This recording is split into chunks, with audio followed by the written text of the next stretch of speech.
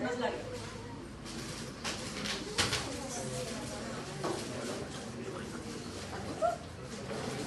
Ya, primero vamos a ver todo lo que es algo bastante sencillo, pero no porque sea sencillo, no es una patología del resfrío común de presentación muy frecuente. ¿Ya? Entonces, en los niños el resfriado común puede presentarse en forma aparatosa.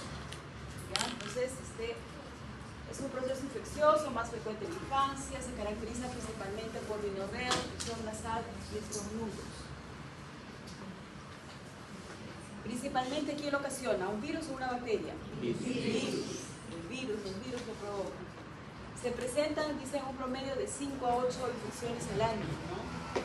Con una incidencia máxima de 2 años. Por ello es que es una enfermedad más frecuente en atención primaria. Cuando roten por pediatría, que están ahorita en el externado, que van a rotar por pediatría, o no, que están en pediatría, se dan cuenta que llegan bastantes niños con resfriado, pero los papás están bastante mortificados, ¿no? Entonces, es una de las consultas más frecuentes en urgencias. ¿Por qué? Por la fiebre, ¿no? Es un niño, pues alerta, pues, ¿no? Alerta bastante.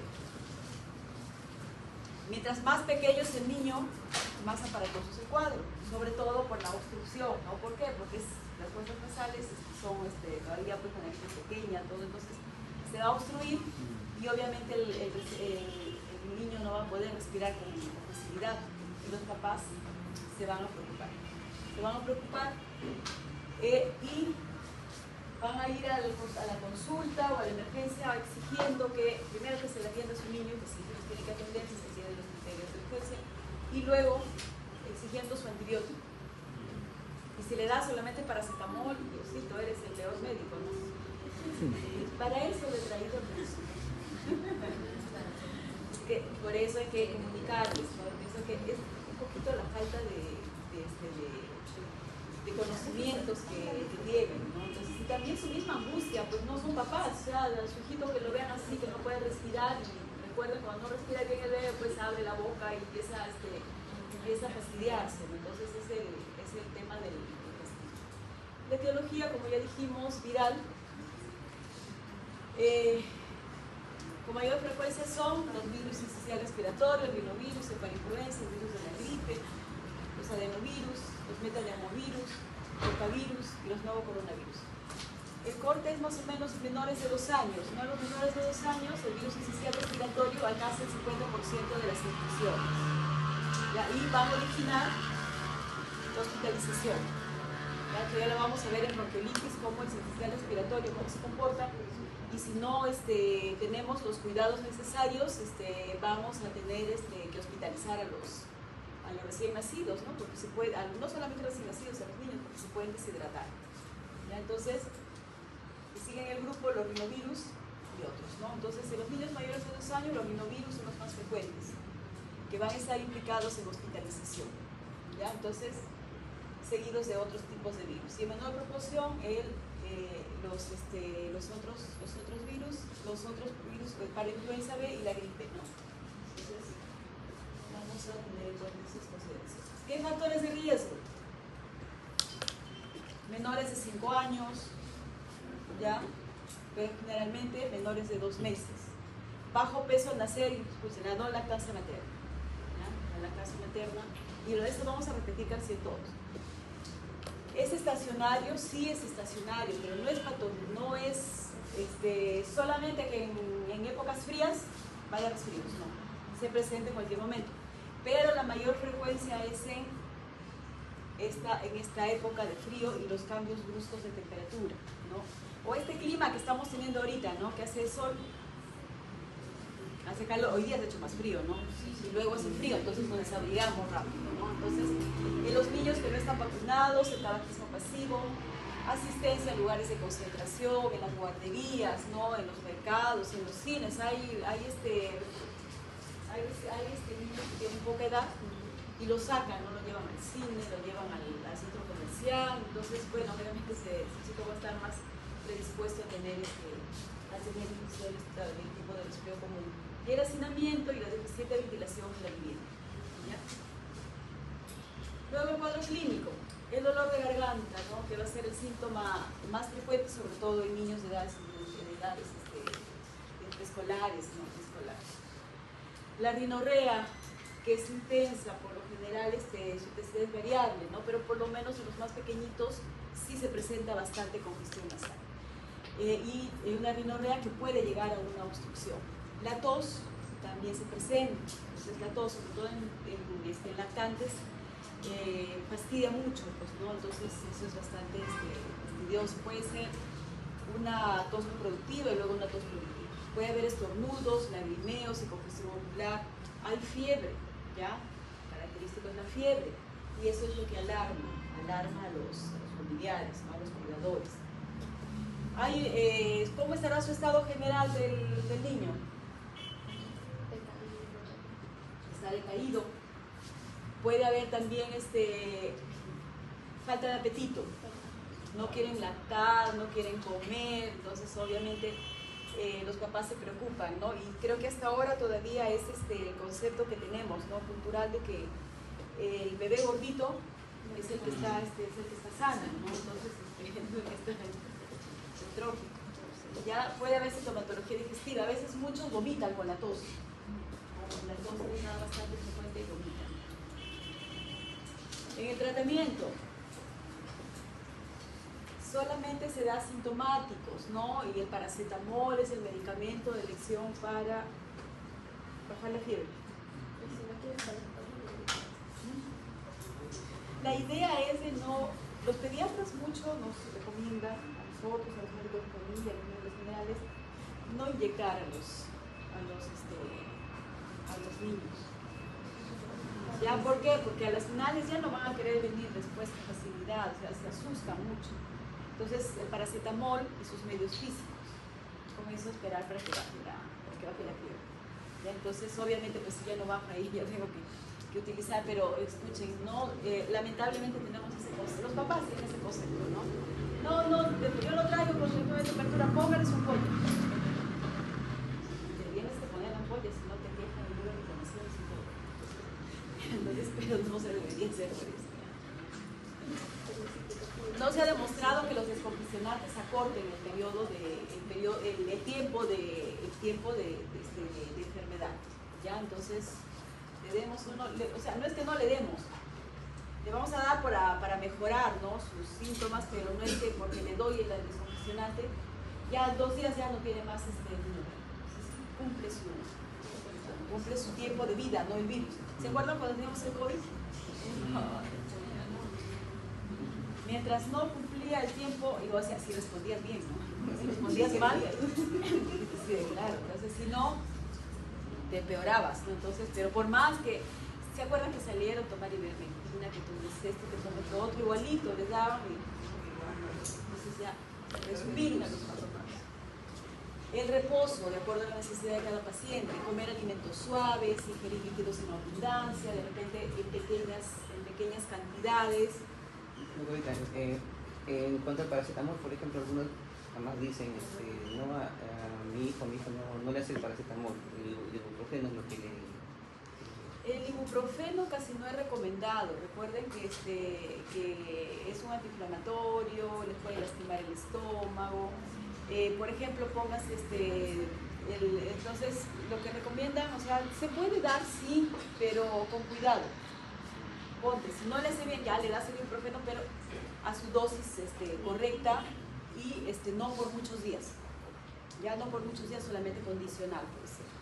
El diclofenaco también se da, el diclofenaco en gotitas también.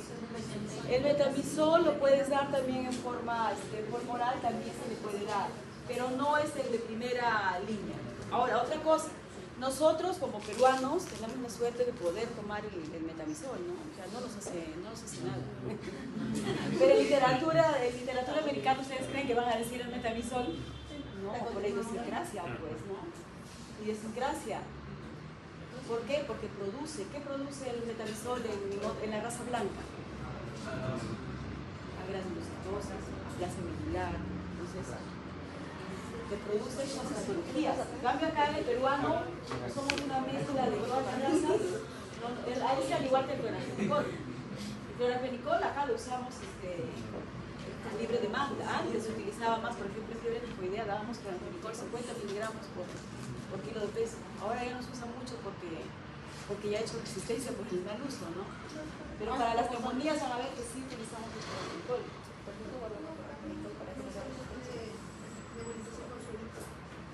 Se podría hacer, pero solamente con suero fisiológico, pero si estamos con la congestión nasal, se pueden hacer unos lavados. Los lavados, hay succionadores también que sacan el chiquito, pero hay que saber utilizarlo, porque recuerden, los niños son tan pequeñitos, tan delicados, que si lo utilizan bruscamente, pues no vamos a producir daño. O con suero fisiológico nomás, los lavados con suero fisiológico. Hay las gotitas, ¿no? De suero fisiológico. Entonces, ahora existe el bebé, la pastilla, entonces algo importante acá, le darán a un lactante a un menor de 2 años, le dará para la tos o antitusígeno. No. Exacto, muy bien, y ese concepto no se olvide nunca. Por más que el visitador médico venga y te venda su antitusígeno como la panacea, ustedes saben que no lo escuchan más por educación, pero no recete, ¿ya? Sobre todo si tiene tos productiva, ¿cómo le van a dar antitusígeno? Claro, recuerden que la tos es un mecanismo de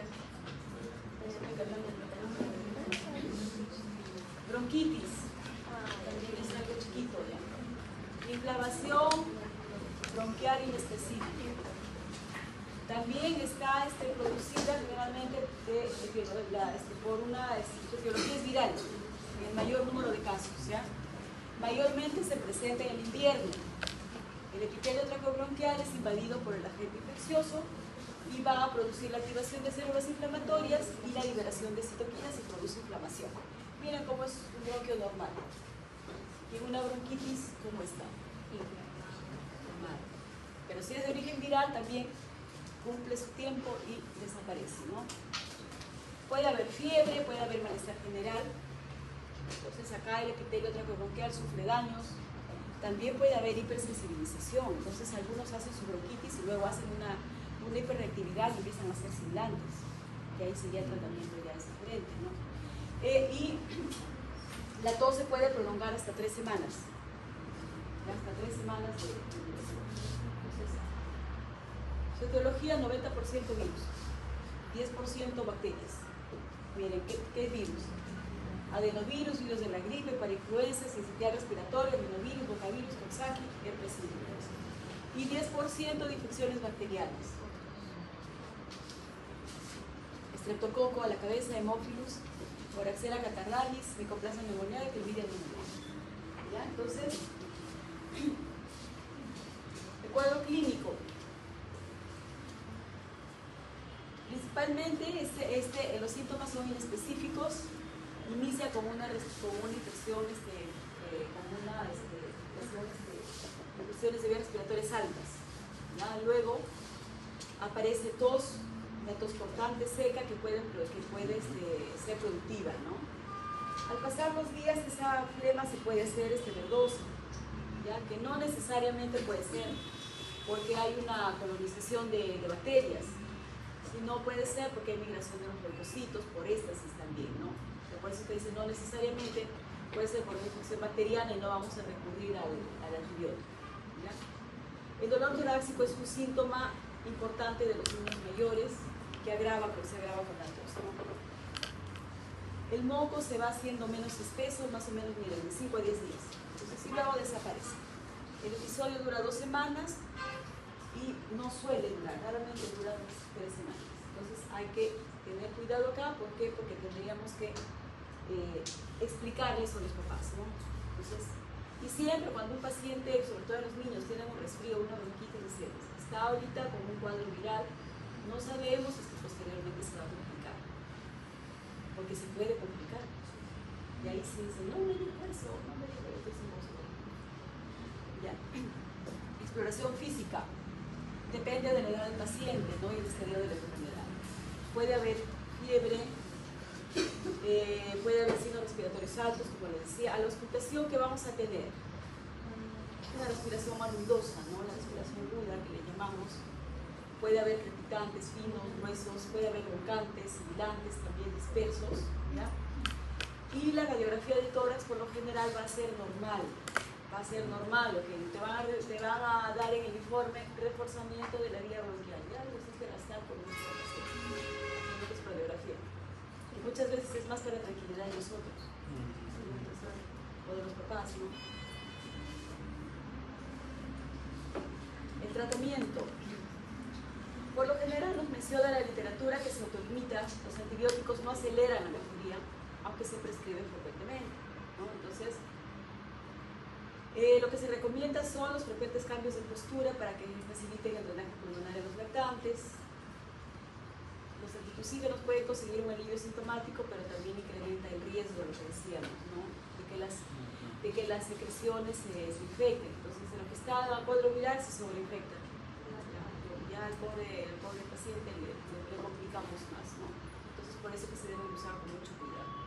Antihistamínicos secan las secreciones, no resultan muy útiles y no están indicados los expectorantes. Recuerden que cuando van a la farmacia, dicen, no, yo quiero un expectorante.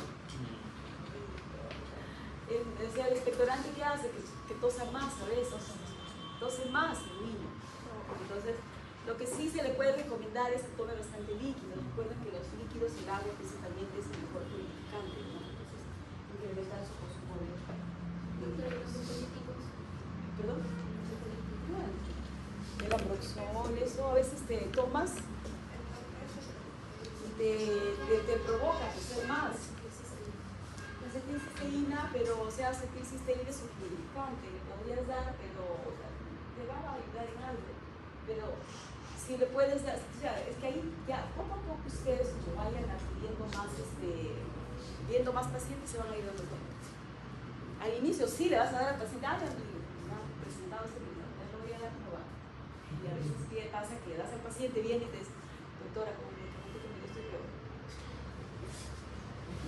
A veces es parte de nuestro aprendizaje. Uno va aprendiendo, ¿no? Uno va aprendiendo, por eso es lo que les digo. Yo me acuerdo cuando roté en el Zamogal, roté con un pediatra, me acuerdo que era bastante el doctor. Me acuerdo que llegaban los niños así, señora, le voy a recetar, sacaba su recetario, va a tomar agua, vaya en la tarde y noche, le daba al paciente, imagina el paciente asegurado, doctor, pero ¿cómo le va a dar agua? Pero tenía razón, tenía mucha razón. Entonces, y él me decía, bueno, si ellos quieren receta ya, pues les escribo la receta que voy a tomar, ¿no?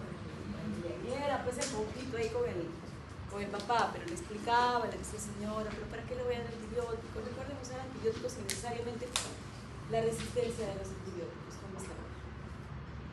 Obviamente que muchas veces sí lo hacemos, ya por la presión, por evitar, porque tenemos un paciente ahí que te está fastidiando. Pero imagínense utilizar un antibiótico en un niño que no lo necesite. Vamos a tener peores complicaciones. Entonces le va a producir daño, ¿no? Entonces, ya. Ahora vamos a presentar un cuadro clínico para ver un caso de un síndrome de disfunción bronquial agudo. ¿Ya? Entonces, vamos a presentar el caso. Es un lactante de 8 meses de vida que es traído de emergencia por su mamá porque refiere que de hace media hora su hijo está de color azul y no respira bien. Entonces, o sea, es súbito, es algo tórpido, ¿no? Es algo tórpido, no es algo crónico, de un momento a otro. Entonces nosotros tendremos que indagar qué pasó. Menciona que lo encontró así, jugando con monedas. No presenta síntomas respiratorios altos. Entonces ahí ya lo comió. Por eso es que es importante. ¿Qué pasa si yo lo dejo en la primera frase nomás y después ya actúo? Estaríamos pensando en claro, le pongo oxígeno, le pongo no sé qué cosa. Entonces, por eso ustedes tienen que ser bien acuciosos en las preguntas que le van a hacer. Luego de eso, dice al examen físico, se auscultan sibilantes en el emitórax derecho, y se observa tirajes en tres paquetes musculares y una frecuencia respiratoria de 55 por minuto y hay una cianosis cerebral.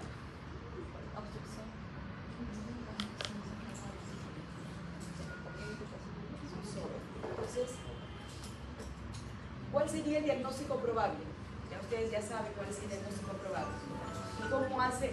¿Qué es lo que les llama de acuerdo al... Ya, por la anamnesis ya pueden intuir. Por el examen físico, ahorita me van a explicar cómo. ¿Cuál es el diagnóstico probable? Por un cuerpo extraño, ¿no? Por un cuerpo extraño. ¿Ya? Y cómo, pónganse que la mamá no haya dicho, no haya visto nada de esto de las monedas. Entonces, ¿cómo más o menos sospechan ustedes que es un cuerpo extraño acá en el examen físico? ¿Qué les llama la atención?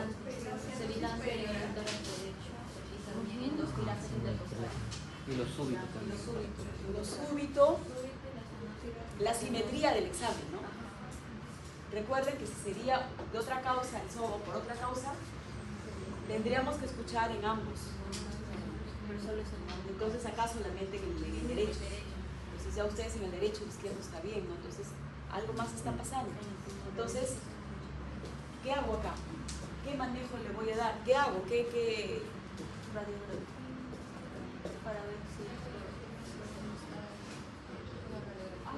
Una radiografía para ver cómo se comporta. Exacto, para ver ubicación y para comprobar, El ¿no? tamaño de la moneda, si puede ser.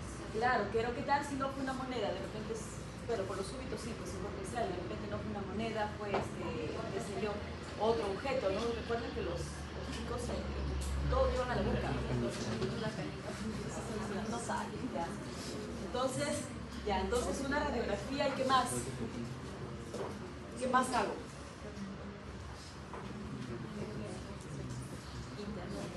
Tendré que llamar al neumólogo para que le haga con la broncoespiroscopía lo más probable la extracción del potencial.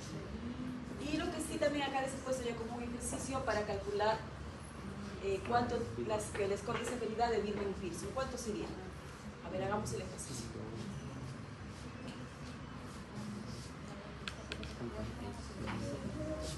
Frecuencia respiratoria, ¿cuánto está? ¿Qué edad tiene? 8 meses. Entonces estaría 2. 2. Sibilancias, ¿qué te dice las sibilancias? En el litoral derecho. No. ¿Por qué? ¿Por qué uno? Acá te dice sibilancias expiratorias. Varía, no sé. Sería 2. Dos. Aunque acá no determina muy bien, ¿no? Pero ya estamos, ya acá sería, ya. Entonces, pero acá estoy ya 2. Cianosis, ¿cómo es la cianosis? Enviorable. ¿Ya? Y las retracciones te dice que tiene tirajes en 3 paquetes musculares. Entonces estamos hablando. Entonces acá ya me estás diciendo que es supraesternal. 2, 4, 6, 7, 8, 9, 10, 11. ¿A qué la sibilancia no es? Es vero, ¿no? 9. Aspiración del cuerpo extraño, radiografía de tórax y retiro del cuerpo 5, extraño. 6, 7, 8, 9.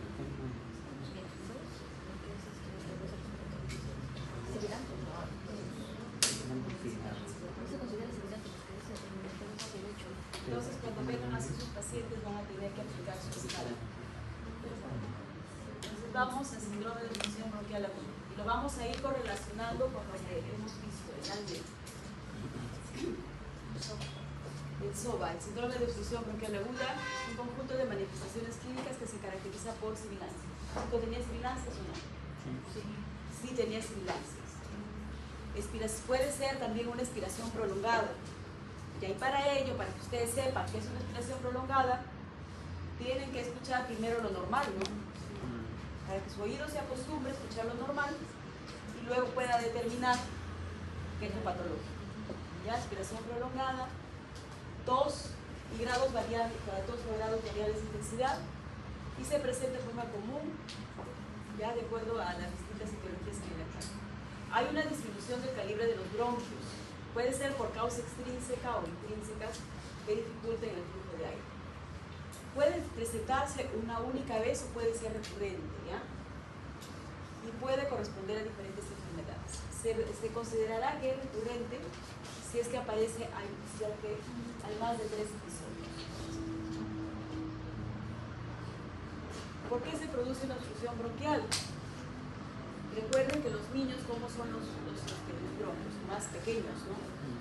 Son más pequeños, entonces habrá una inflamación de la vía aérea del tejido periodontal. Hay contracción del músculo liso, imagínense, la mucosa está inflamada y el músculo se contrae, entonces ahí se traduce los sibilantes. Entonces eso es lo característico. Hay obstrucción intraluminal por secreciones o por cuerpo extraño también, ¿no? Anomalías estructurales, puede haber también anomalías estructurales o compresión intrínseca, ahorita lo vamos a ver. Y se puede deber a diferentes causas. Hay una predisposición ya en los niños, como les decía, a hacer un soda, ¿no? Entonces, ¿por qué? Por la anatomía misma de los bronquios y de la anatomía. Entonces, el diafragma es más corto, entonces hace que no se expanda muy bien el pulmón. Entonces, hay tendencia al colapso pulmonar y también el estado de hiperreactividad bronquial es más frecuente en los niños más pequeños. A menos edad tenemos, vamos a tener más predisposición hacia esa hiperreactividad. Estos son menos de 3 años. Más común, ¿no? ¿Cómo lo clasificamos el SOVA?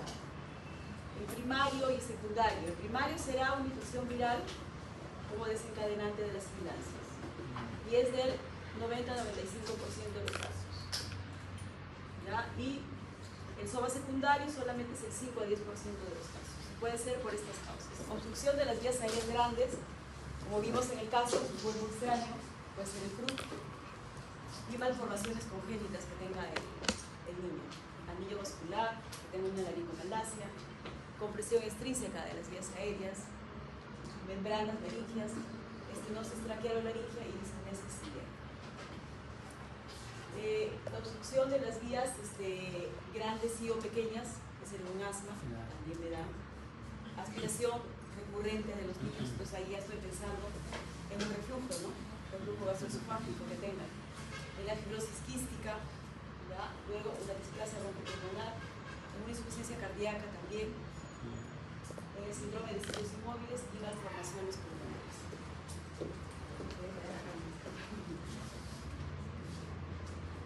Entonces, es importante la anamnesis, recuerden en el caso. Si yo me quedo solamente con el niño que vino cianótico, yo tengo que preguntar qué pasó, cómo lo encontró, qué había al costado, señora de repente ha estado jugando, a veces tienen hermanitos, ¿no? Y les dan objetos, entonces tengo que pensar en eso. El patrón de presentación puede ser único o puede ser recurrente. Factores precipitantes, puede haber estado con un resfrío, ya entonces luego se va complicando. También acá intervienen lo que son los alergenos, irritantes ambientales. Recuerden, ahora han salido bastantes productos, los ambientadores, ¿no? Olores bastante fuertes. Para personas que son muy alérgicas, es bastante, sí pues, entonces hay que tener cuidado con eso, ¿ya? Entonces, dice que también las emociones, a veces un bebé que llora cuando está viendo, podría desencadenar. Los antecedentes, hay que ver historias de atopía, ¿ya? La corta duración de la lactancia materna, recuerden lo que les he dicho, ¿no? El tabaquismo prenatal, la prematuridad, entonces esos chicos ya han tenido oxigenoterapia o ventilación mecánica al nacer, entonces posteriormente pueden hacer uso. El ambiente del hogar, entonces, es importante esto, ¿no? El ambiente, sobre todo donde duermen, debe ser un ambiente limpio, con ventilación. Por más que haga frío tenemos que ventilar, ¿ya? Tenemos que ventilar todo el día, en el día y en la noche, y cerrar las ventanas. El cambio de las cortinas, el lavado de las cortinas, el cambio de la ropa de cama. No sé si se han dado cuenta que nos gusta, creo que por algunos, por naturaleza, todos nos gusta bordar, ¿no? Es más guardo todo. No este papelito, ¿no? Por si acaso me va a servir, ¿no? Entonces, debajo de la cama zapatos, en los bebés peluches, entonces hay que tener bien limpio, ¿no? Y también la limpieza, ¿no? Y si ya empiezan alteraciones en el crecimiento y desarrollo, digo, ¿por qué? Entonces ya me va a orientar más o menos a los diagnósticos, ¿no? En el examen físico, cianosis, puede haber palidez, aumento del diámetro anteroposterior del tórax. Recuerden los chicos cuando están con sibilancias, llegan así, ¿no? Llegan, mientras más paquetes musculares se utilicen. Aleteo nasal, los tirajes, recuerden siempre esto. Mientras más paquetes musculares se utilicen, es más severo el cuadro. Ya, este es un paquete muscular, 2 paquetes, 3 paquetes, entonces ahí la severidad aumenta. Incluso ya, si viene con aleteo nasal, ya, eso se ve. Si viene con un tórax silente, es igual que cuando viene con un tórax silente, no escuchas nada. Pues eso es algo que me preocupa, no es que no escuche nada, no hay nada, no. Ahí me preocupo, porque a veces terminan en bus los chicos, porque los nebulizas a veces, o no sé, los tratas en los pacientes con asma, a veces llegan así, no se escucha nada, ahí asústate, los nebulizas y después de la primera nebulización, a ver chicas, estamos en la clase, por favor, no vaya a pasar en antes, cuando me digo unas chicas, me digo, por favor chicas, atentas, estamos en la clase, no se incomoden. ¿Por qué? Porque me distraen, entonces ya no puedo seguir la hilación de la clase, ¿ya? Entonces acá lo que les decía, ¿no? En la percusión también, si está atrapando aire, pues, yo percuto, voy a escuchar una impresionidad, ya va a haber timpanismo. A la auscultación, pasaje de bombollos vesiculares, sibilancias, y como les decíamos, la expiración prolongada. La escala de severidad de vivo en el piso, leve de 0 a 5, moderado de 6 a 8 y severo de 9 a 12. Esto también lo van a encontrar en todas las emergencias que vayan de pediatría, está la escala. Entonces siempre hay que considerar esto. El inicio precoz de las sibilancias debe ser una displasia broncopulmonar. La historia de vómitos puede haber un tema de regurgitación, ¿no? Puede haber transpiración de problema. Cuando hay alteración del crecimiento y desarrollo, puede ser que este chico tenga una fibrosis quística. De repente no le he hecho su tamizaje, entonces ya más o menos me voy. Asimetría de signos, recuerden el caso clínico, el cuerpo extraño, ¿no? Estridor, el cruz. Soplos cardíacos voy a encontrar en alguna malformación, en una insuficiencia cardíaca que tengan los niños. Alteraciones radiológicas persistentes, entonces, como estamos en el Perú, siempre sospecharemos de una tuberculosis. ¿Ya? Siempre sospecharemos de una tuberculosis. Todavía no hemos bajado los índices de tuberculosis. Ha aumentado, ¿por qué? Porque hay mayor pobreza, mayor hacinamiento. ¿Ya? A pesar de que tenemos ya bastante información por las redes sociales y todo, han visto que creo que los más jovencitos más se interesan por entrar a ver cosas divertidas, ¿no? Entonces no es cosas educativas. Y para que pase eso, no sé cuánto tiempo tendrá que pasar. Entonces, nuestra población, ustedes se van, ustedes ya están viendo cuando están en los establecimientos, no tienen mucha cultura de autocuidado, no saben, cultura de autocuidado, no saben. O sea, si yo no sé, leo, ¿no? Leo. Ahora también en las redes sociales también hay información que no es buena, ¿no? Entonces, más creo que nuestra habilidad que tenemos a veces lo utilizamos para hacer memes, para ver los chistes, ¿no? Entonces, pero de paso, o sea, ustedes cuando vayan a hacer su serum, siempre el médico, queramos o no, tenemos una gran responsabilidad. ¿Por qué? Porque los pacientes cuando van, a veces te preguntan, ¿no? Te preguntan, y lo que nosotros le decimos a veces lo hacen al pie de letra. Entonces, por eso es que la responsabilidad, pues, ¿no? Entonces, tenemos que decirles cosas productivas para ellos. Entonces, eso. Entonces, tienen una gran responsabilidad. Están ahorita sí, porque a veces te vienen a preguntar cosas íntimas, ¿no? O sea, tenemos que pensar bien lo que le vamos a contestar. Lo que le vamos a contestar, porque eso puede afectar posteriormente su bienestar, su estabilidad y su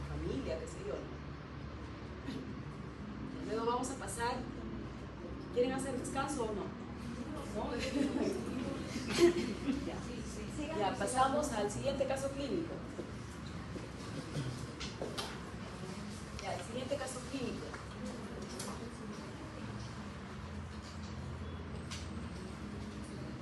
Mañana lo voy a estar con vos.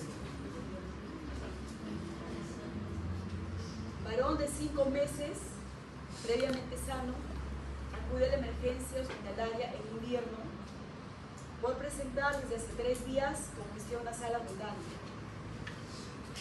estornudos, tos, apetito disminuido.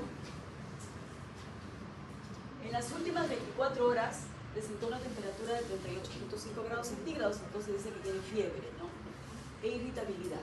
Las últimas 4 horas presenta dificultad para respirar, hunde las costillas, entonces ya nos está hablando de irritabilidad, ¿no? No aleteo nasal, un vómito tras la última ingesta de alimentos, de la lactancia debe ser porque de 5 meses, antecedentes personales. La mamá tenía un embarazo controlado de 40 semanas de edad gestacional, sin hábito tabáquico durante el embarazo y parto untoso. Pesó 3.780 gramos, o sea, lactancia materna exclusiva durante 3 meses. Hasta los 3 meses tuvo lactancia materna. Entonces, correctamente inmunizado según calendario. ¿Ya? Entonces, estos son los antecedentes personales. Los familiares, el hermano de 3 años con atopía y el padre es fumador. ¿Ya? Entonces, a la exploración física, buen estado nutricional, buen estado de hidratación, tiraje intercostal, frecuencia respiratoria 40 por minuto. Los juntamos, encontramos crepitantes, hilantes, expiratorios y expiratorios en ambos hemitórax de manera simétrica, ¿no? Frecuencia cardíaca 120 latidos por minuto porque está con fiebre, ¿no? Está con fiebre. No cianosis, la saturación es de 93%. 93%. Ya, ahora vamos a discernir qué cuadro clínico le sugiere el proceso y por qué. Vamos a ir pues, por favor, Ulises, pásales una hoja con su nombre para pasar la asistencia. Ya. ¿Será un cuadro catarral?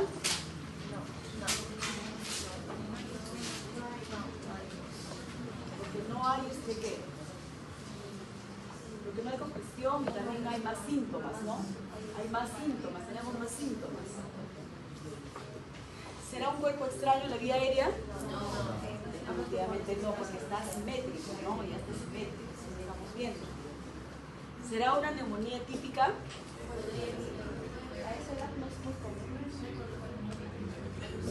Sí puede ser. 5 meses. Sí puede ser. ¿Por qué no sería neumonía?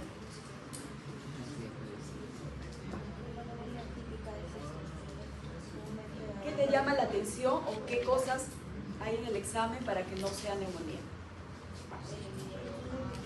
Podría ser, sí, podría ser. Pero también hay un fondo escapótico, ¿no? Pero a ver, ¿qué te llama la atención que para que no haya?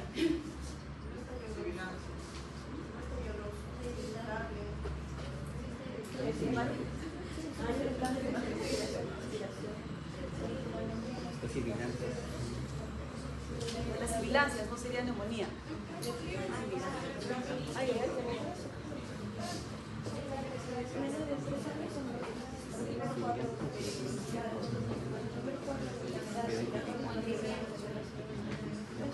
Porque tiene un buen estado. No está indicado.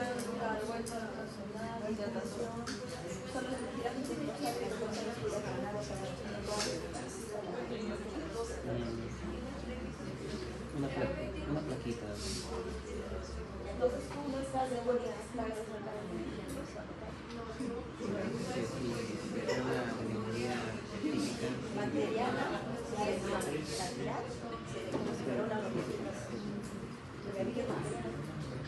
¿qué más te llama la atención? Que no sea neumonía típica, no atípica. Típica, no.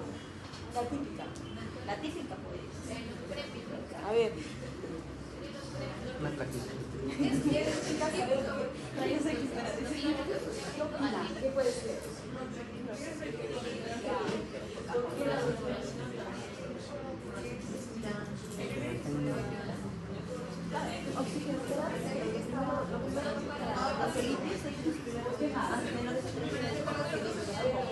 Cualquier síndrome respiratorio, así lo dice la guía, la norma técnica de casos neonatos.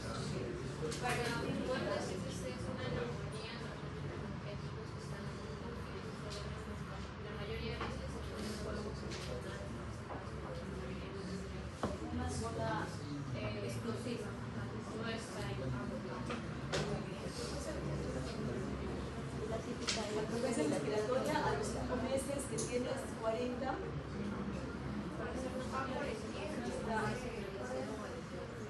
no está normal. Entonces ya está, es que la respuesta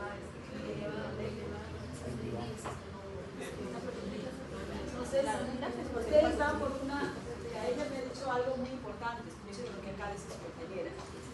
No puede ser una neumonía, hay dos opiniones que están muy bien enfocadas. No puede ser una neumonía porque el examen, cuando es una neumonía típica, yo voy a escuchar los estertores, los ruidos agregados de forma en un segmento, focalizada, ¿no? Entonces, y lo otro que me dice su compañera también es muy importante, muy válido, que ustedes deben tener en cuenta, el estado, o sea, es un paciente que está en buen estado, está hidratado, entonces aparentemente está alerta, ¿no? Entonces eso también es válido, ¿ya? Hay otra cosa más que suma a favor de que sea una bronquiolitis. Ya, los antecedentes, porque es la primera enfermedad respiratoria, la primera aparece. no sabemos porque no nos dice. Hay otra cosa importante, la forma de presentación que me decía acá su compañera, la forma de presentación, ¿no? del cuadro.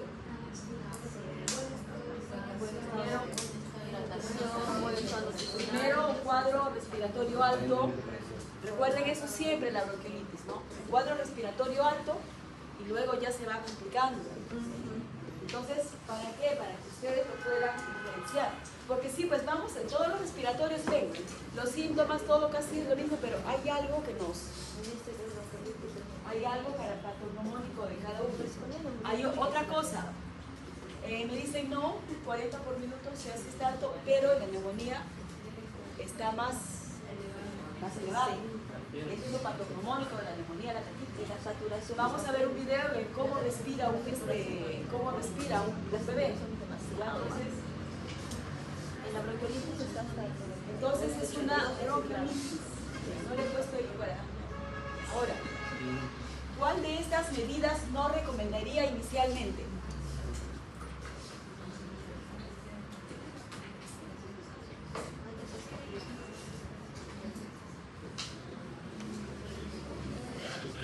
¿Cómo es posición semi-incorporada? Disposición para... Esa es la vamos nasal, la humidificación. Posición semi-incorporada, sí.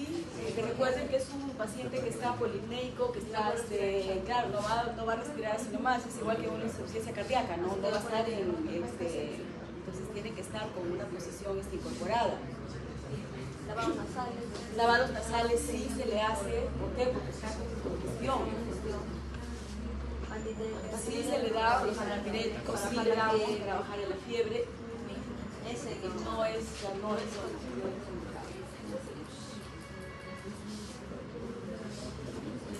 ¿Qué actitud terapéutica inicial es la más adecuada con estos pacientes? Iniciar antibióticos. Eso ya les había adelantado, ¿no? Hay que tener mucho en cuenta estos chicos pueden llegar a hacer deshidratación, y eso es una de las causas para hospitalizarlos, ¿ya? ¿Y por qué no será administración de salbutamol nebulizado, si está que sirva todo?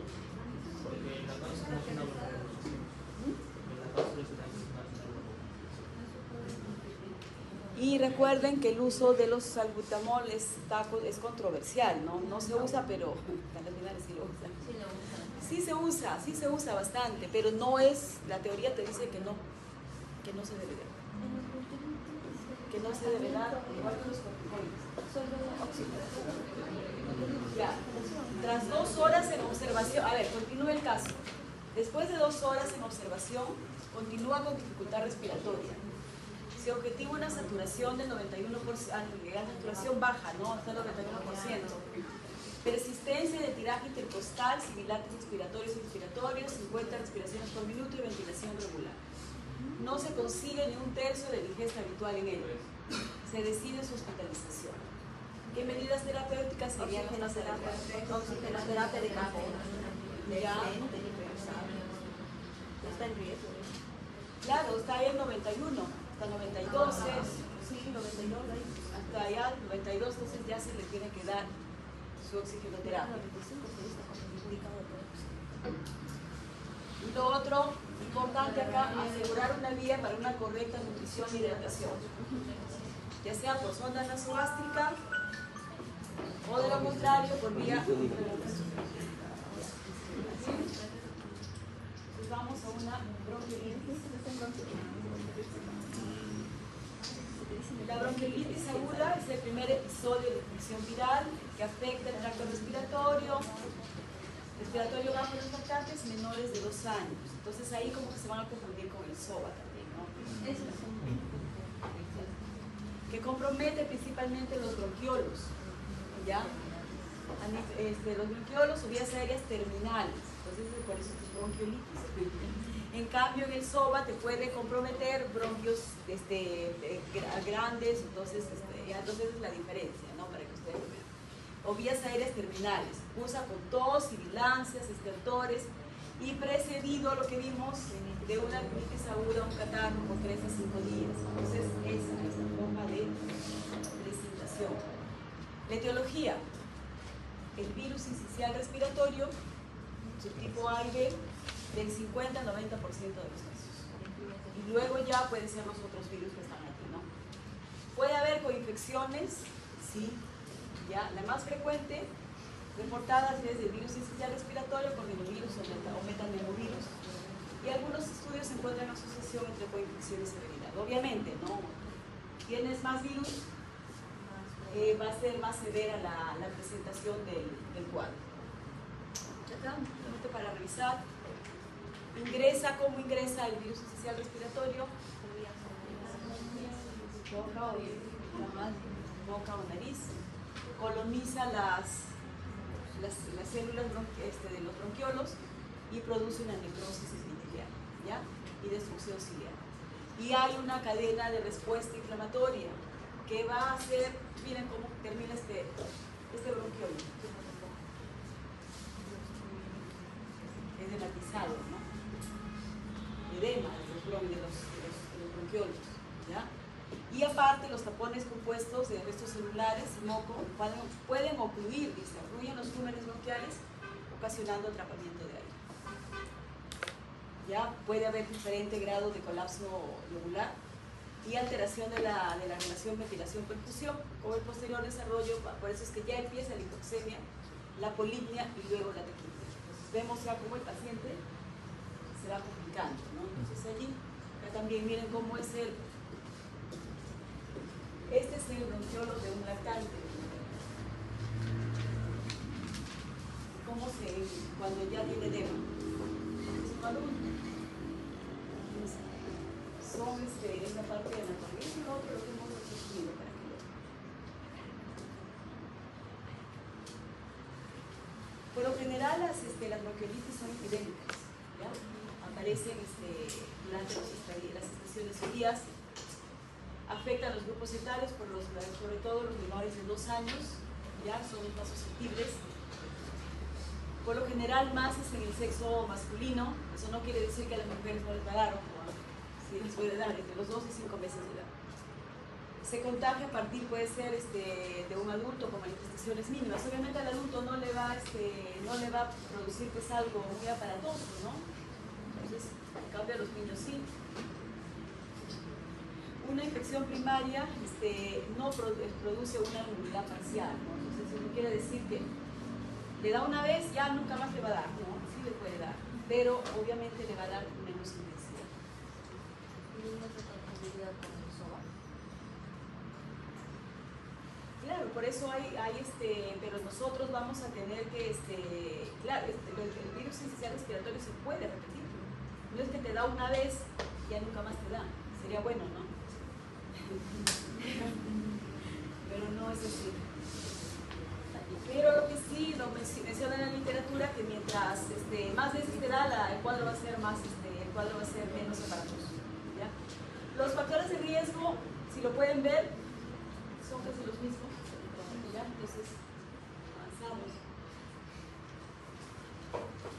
El cuadro clínico, como dijimos, ¿no? Síntomas de infección respiratoria previa, hay taquipnea, represiones subcostales, intercostales, supraclaviculares, hipersonoridad, sibilantes, inspiración prolongada, subcrepitantes y crepitantes. ¿Ya? Entonces, sí puede haber crepitantes, puede haber subcrepitantes. En menores de 6 meses puede estar ausente ruidos auscultatorios agregados. En menores de 2 meses, la presencia de apnea puede ser de signo cardinal. Y ahí sí nos asustamos, ¿no? La duración de los síntomas puede ser de 2 semanas y en el 20% puede durar hasta 3 semanas. Y rutinariamente nos dicen que no se puede pedir exámenes de laboratorio y estudios radiológicos para el diagnóstico, pero de todas maneras sí se tendría que hacer para conducir ese. Hay que tener en cuenta para la evolución de la severidad, la frecuencia respiratoria.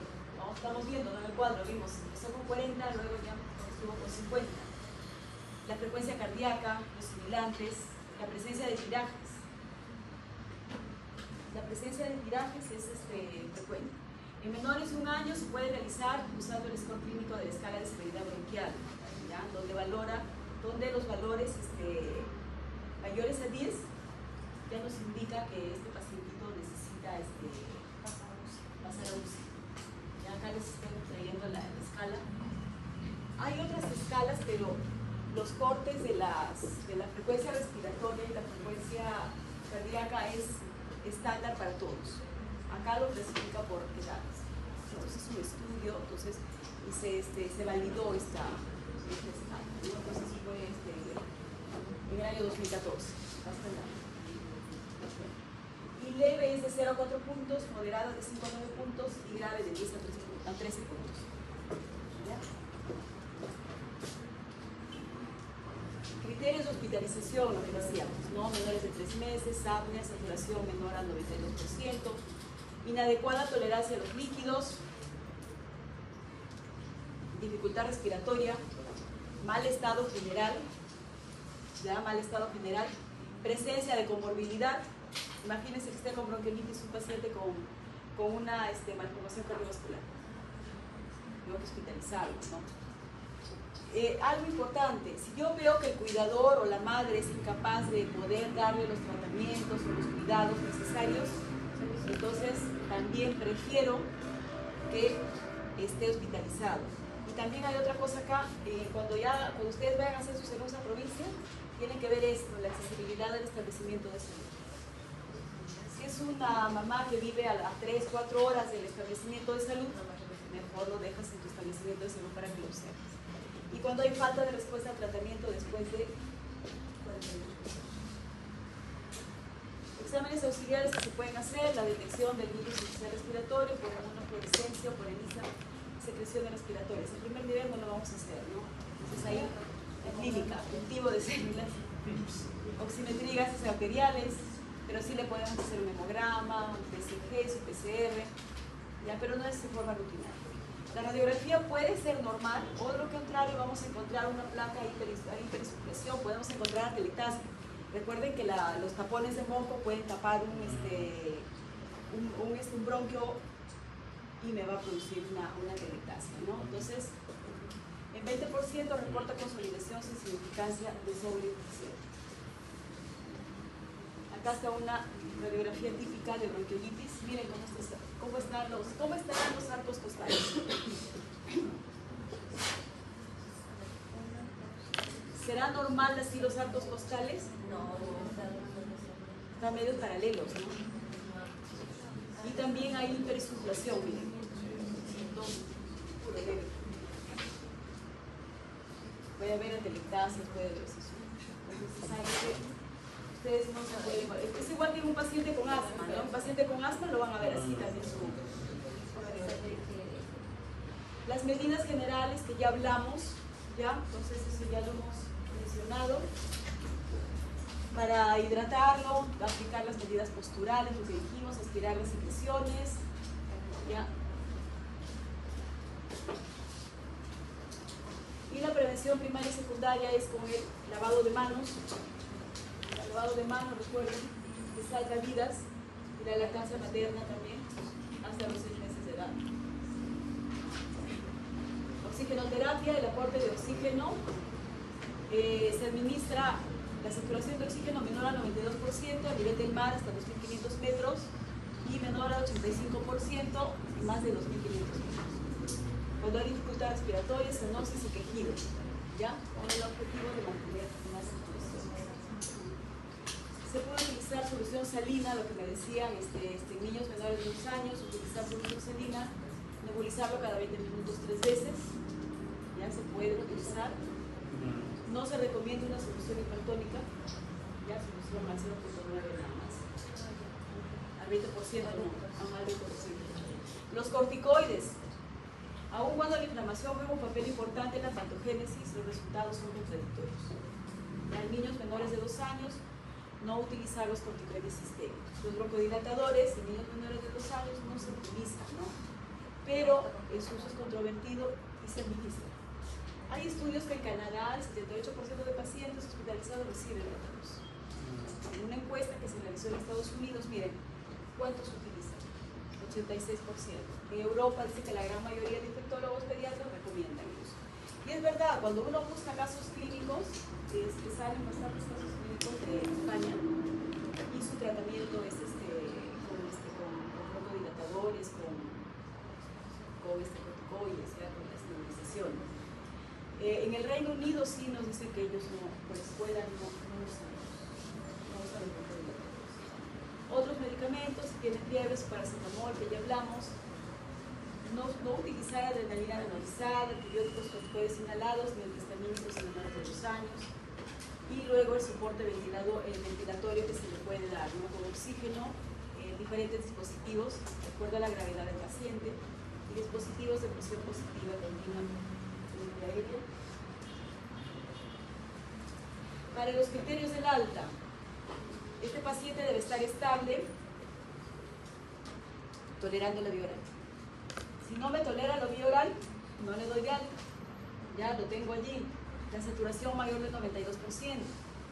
Hay pacientes con atelectasia, el paciente no requiere oxígeno, ya no requiere oxígeno suplementario. Entonces ya no requiere oxígeno. El paciente es capaz de alimentarse por sí solo, ¿no?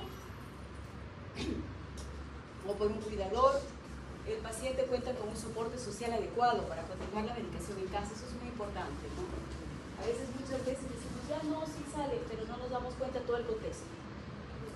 Todo el contexto en el que vive el paciente. Y luego vamos a ver lo que es neumonía. Les voy a pasar un video.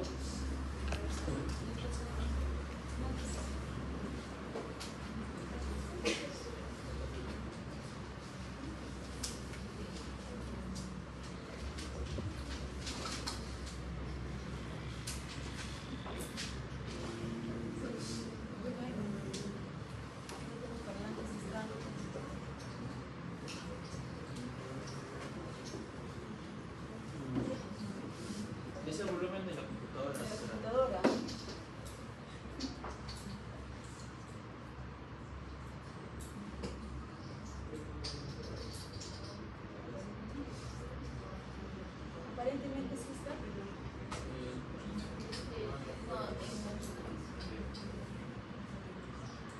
De niños de 0 y 5 años y la epidemia más ignorada del mundo. La neumonía es una enfermedad respiratoria que afecta al tejido pulmonar. Puede causar fiebre, aumento de la frecuencia respiratoria, tos intensa o falta de apetito. En muchas ocasiones llega al sistema respiratorio por una mala alimentación o por respirar aire contaminado y normalmente se trata con antibióticos durante unas semanas. Pero la realidad es distinta. En 2018, la neumonía mató a 800.000 niños, de los cuales 153.000 eran recién nacidos. Esto significa que cada 39 segundos muere un niño por neumonía en el mundo. Estas son 2.200 muertes al día que podrían ser evitadas con un tratamiento que cuesta solo 40 céntimos. Los países que cuentan con el mayor número de muertes por neumonía infantil en el mundo son Nigeria, India, Pakistán, la República Democrática del Congo y Etiopía. ¿Qué nos dice esto?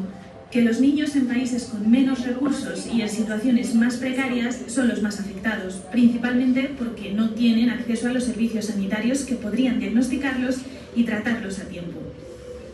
La desigualdad juega un papel crítico en la mortalidad por neumonía infantil. ¿Cómo se evita la neumonía? La prevención es clave. No solo son importantes las vacunas, sino que cada paciente reciba las dosis adecuadas. En 2018, 71 millones de niños no llegaron a recibir las 3 inyecciones necesarias para prevenir la neumonía. Además, el acceso a agua potable y a higiene, una nutrición adecuada desde la lactancia y reducir la exposición a aire contaminado son fundamentales. Por supuesto, esto debe ir de la mano con el diagnóstico temprano. En este sentido, el personal sanitario juega un papel fundamental para identificar los síntomas correctamente. Del mismo modo, es clave seguir trabajando y luchando para ayudar a todos estos niños y niñas que sufren diariamente algo tan evitable como la neumonía. Ya hemos visto que los cambios son posibles, que con tiempo y con recursos se pueden mejorar miles de vidas. Por eso seguiremos trabajando teniendo como meta el objetivo de desarrollo sostenible relativo a la supervivencia infantil y así evitar casi 9 millones de muertes por neumonía y otras enfermedades importantes y prevenibles.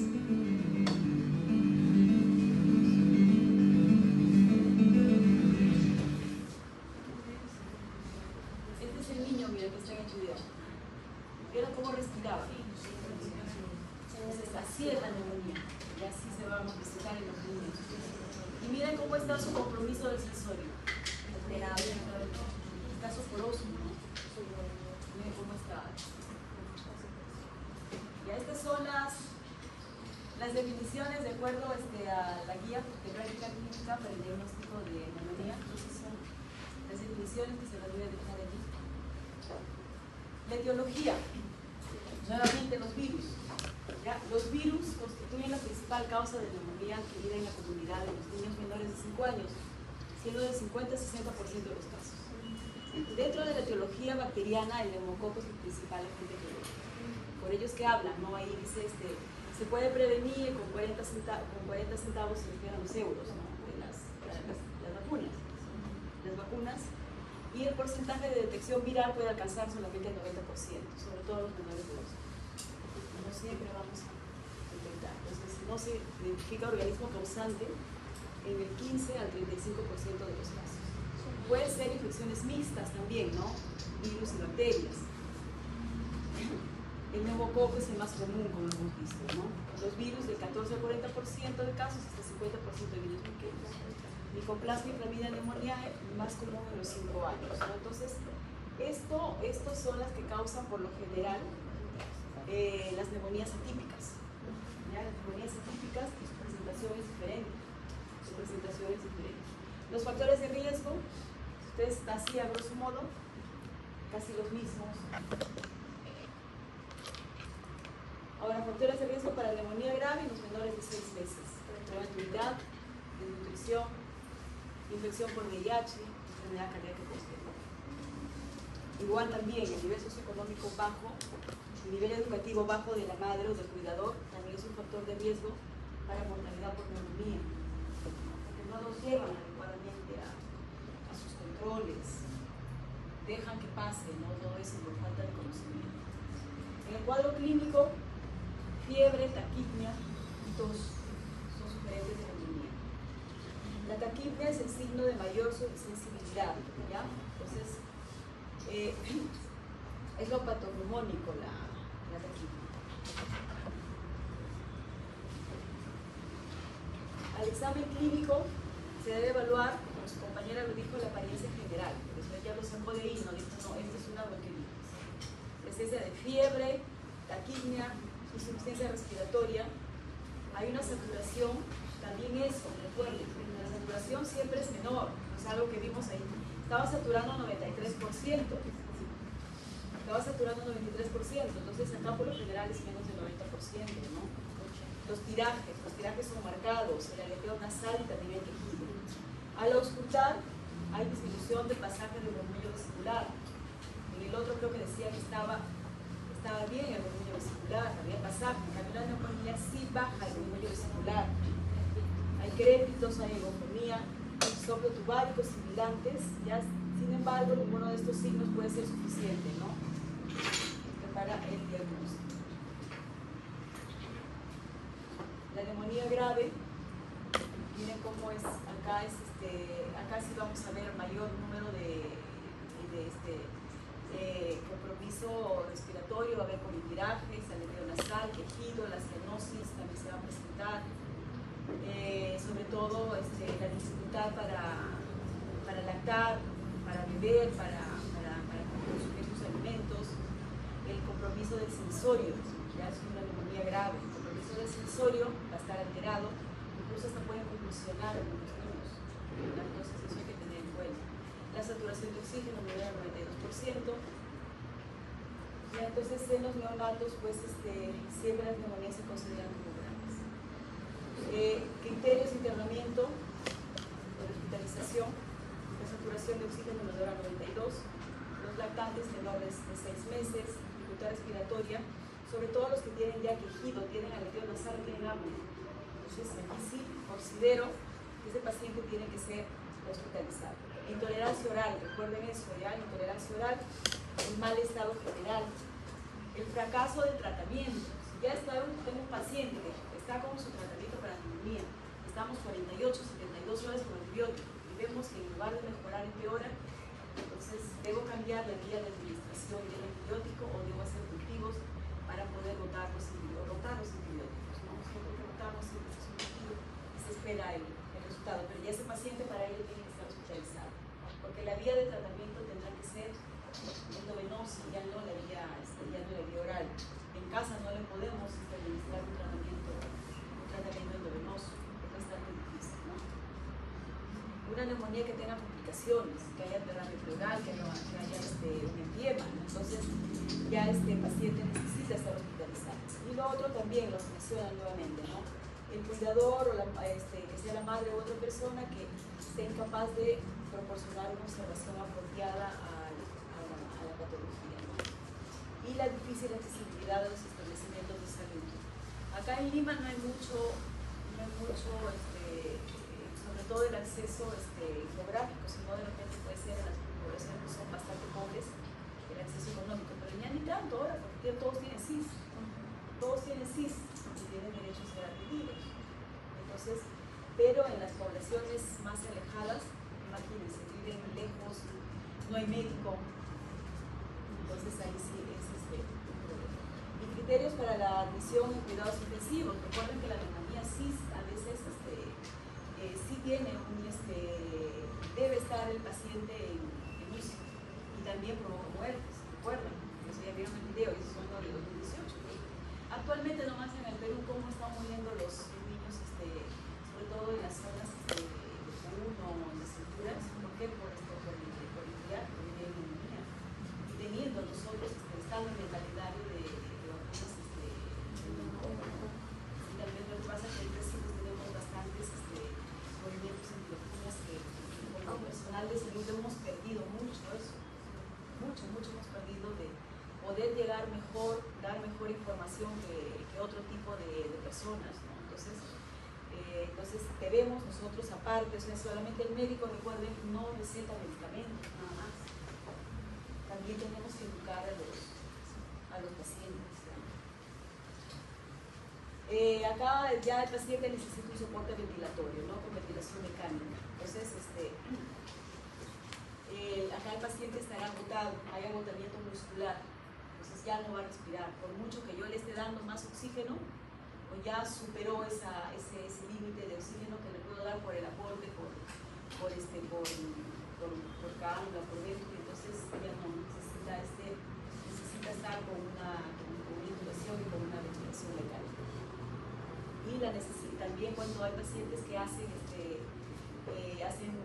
taquicardias, frecuencias cardíacas demasiado altas, ya necesitan estar en observación más fina, ¿no? Entonces ahí se ve.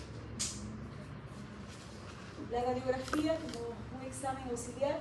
Entonces, ¿cuándo hago la radiografía? Cuando no tengo dudas en el diagnóstico. En hospitalización, antecedentes de neumonía recurrentes, mala respuesta al tratamiento de antibióticos, ¿no? Cuando sospecho de cuerpo extraño o insuficiencia cardíaca congestiva también. Y acá están los patrones, miren cómo están las radiografías. Hay 3 patrones. El patrón alveolar, que es la consolidación. Miren acá. Acá, en esta parte, ¿no? La consolidación. ¿Ya? La intersticial. La intersticial, miren cómo se ve. Como una bronquiolitis, ¿no? Como una bronquiolitis. Entonces allí se ve. Esa es una neumonía típica. No por lo general son las neumonías atípicas. Y acá sí hay una mezcla, ya miren acá. Una mezcla, es una bronconeumonía. Un patrón mixto. También se pueden realizar ecografías, se pueden realizar tomografías, se pueden realizar resonancias magnéticas para ver seguimiento, es lo que menciona la literatura. Y sobre todo, y también lo que menciona que se puede hacer broncofibroscopías, por ejemplo, en pacientes que siguen con fiebre o siguen en estado crítico y no sabemos cuál es la etiología.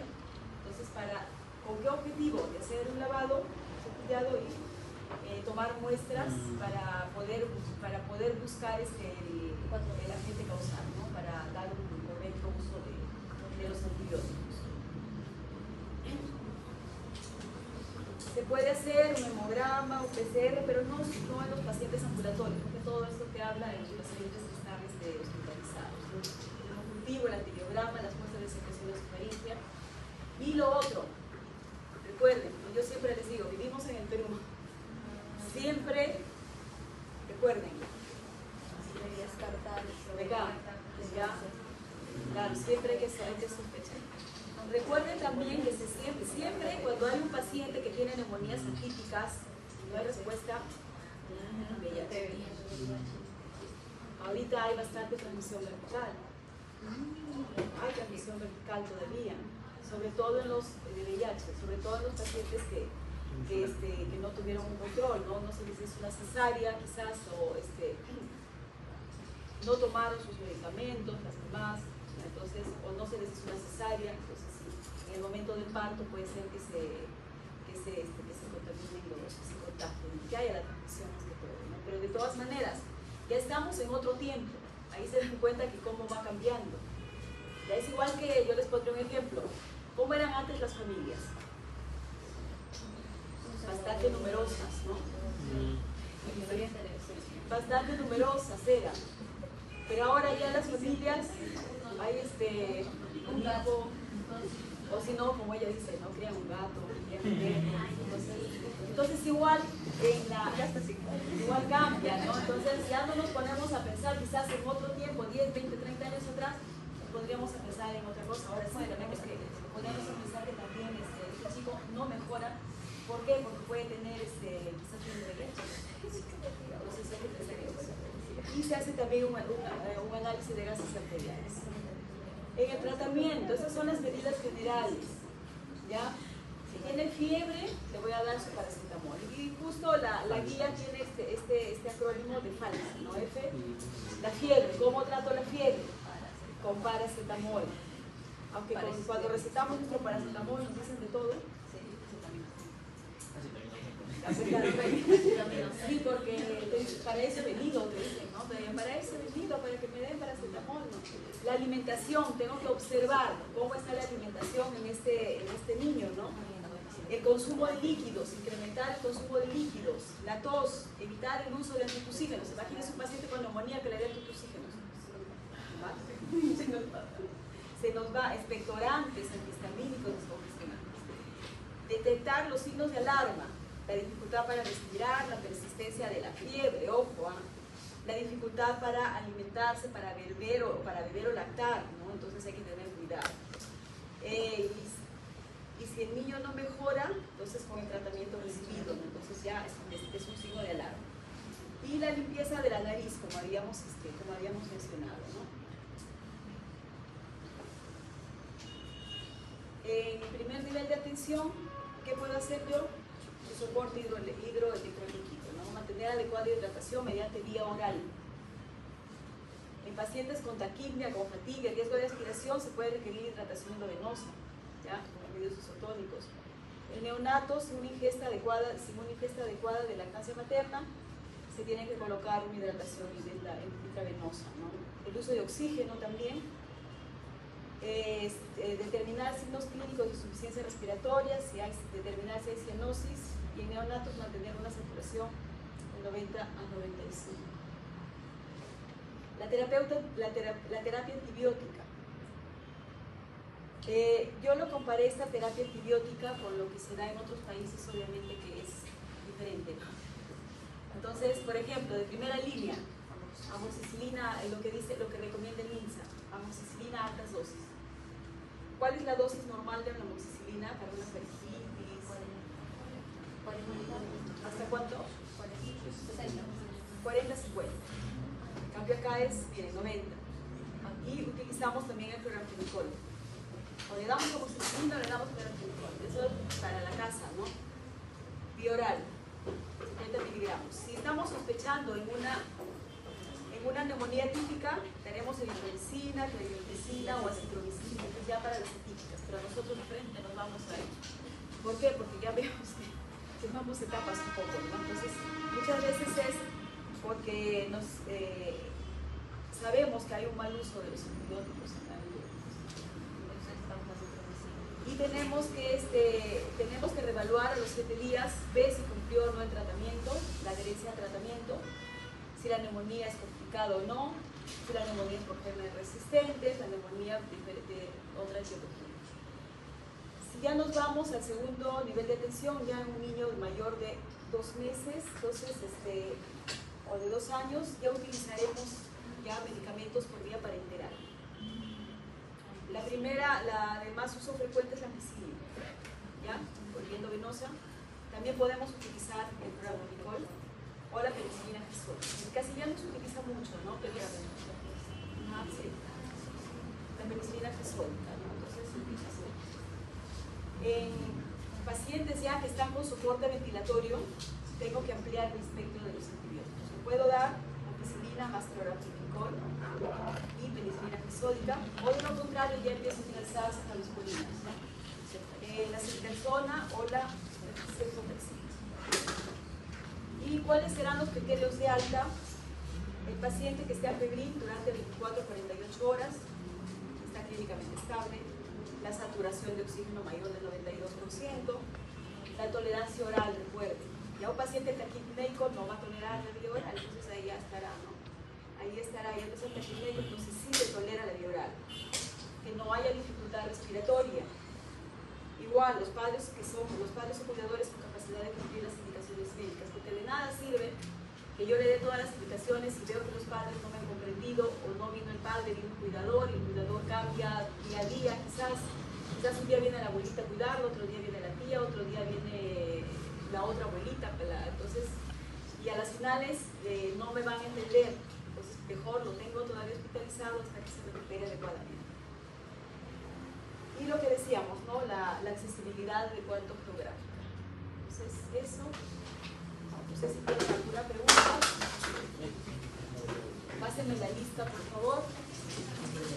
Todos me anotaron, ¿no? Ah, y otra cosa, una pregunta. Para darle el alta, ¿tendré que tomarle una radiografía de tórax? No. ¿Por qué? ¿Por qué?